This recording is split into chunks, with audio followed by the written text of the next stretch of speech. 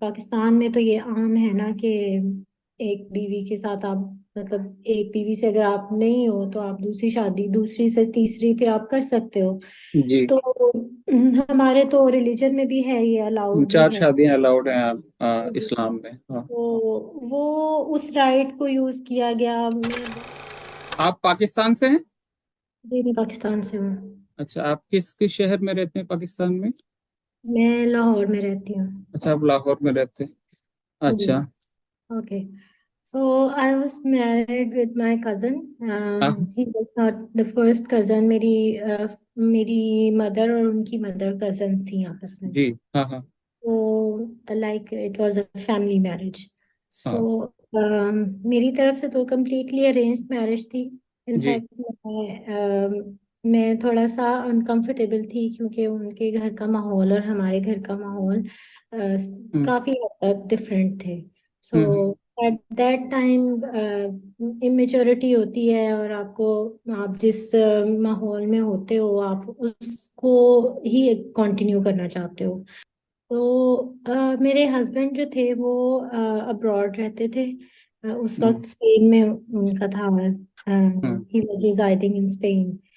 तो मुझे कोई ऐसा इतना वो नहीं था कि मैं अब्रॉड जाऊंगी, और मेरे जहन में कोई इतना वो कोई ये भी नहीं था कि अब्रॉड का बहुत अच्छा कोई मतलब फैंटेसी होती है। और हम्म बहुत कुछ लोग करते हैं ना कि जी हम मुल्क छोड़ हम्म। के चले जाएंगे।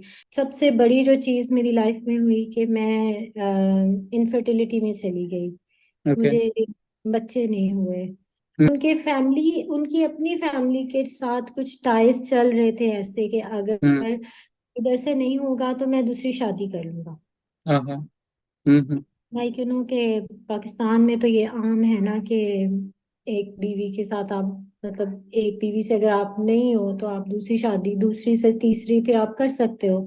जी। तो हमारे तो रिलीजन में भी है, ये अलाउड भी चार है। शादियां अलाउड हैं इस्लाम में, हाँ। तो वो उस राइट को यूज किया गया। मैं दोबारा निकाह किया उन्होंने फिर? 15 में तो उन्होंने निकाह कर लिया था ना, लेकिन उससे पहले मुझे एक साल तकरीबन पहले मुझे इस चीज का पता चल गया था, ये डिस्क्लोज हो गया था मुझ पे। हम्म। इतनी बुरी तरह से मेरा जो ट्रस्ट ब्रेक हुआ, हम्म।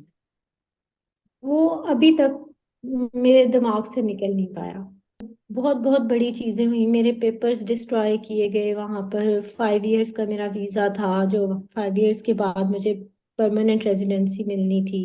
और स्पेन में, यूरोप एग्जैक्टली में? यूरोप में तब हम लोग स्वीडन शिफ्ट हो चुके हुए थे। हम्म मैं उस रिलेशनशिप से बाहर निकल भी नहीं पा रही, और मैं हम्म। निकलना भी चाहती हूँ।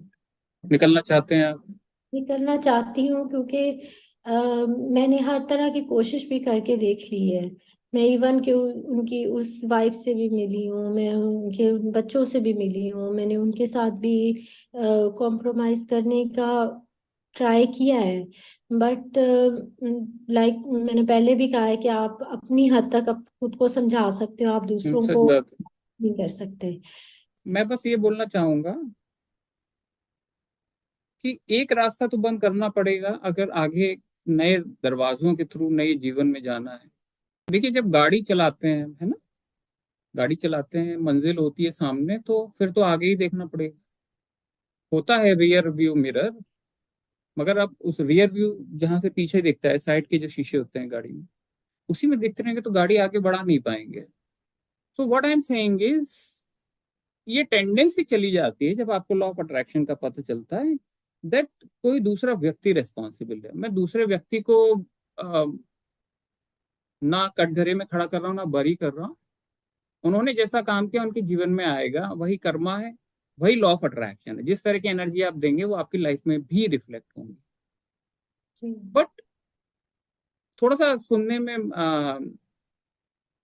अच्छा नहीं लगता जब मैं ये बोलता हूँ कि जैसे भी तजुर्बे हुए हमारे जीवन में, हमने ही आकर्षित किए हैं। आप अब बिल्कुल लोग बोलते हैं कि नहीं बट सर हम बहुत अच्छे थे, मैंने किसी का बुरा नहीं चाहा। तो मैं कहता हूँ नहीं, बुरा चाहने वाली बात ही नहीं है। मैं उस पर क्वेश्चन ही नहीं कर रहा कि how, what kind of human you were you sensitive or insensitive? It is all about, were you a happy human being, were you joyful, have you had the goals in your mind, the bigger goals, and you felt that you are worthy of those goals. If not, then if you are not expecting something good from life, then life cannot give something good to you, because that is the law. Like attracts like. ये law of attraction.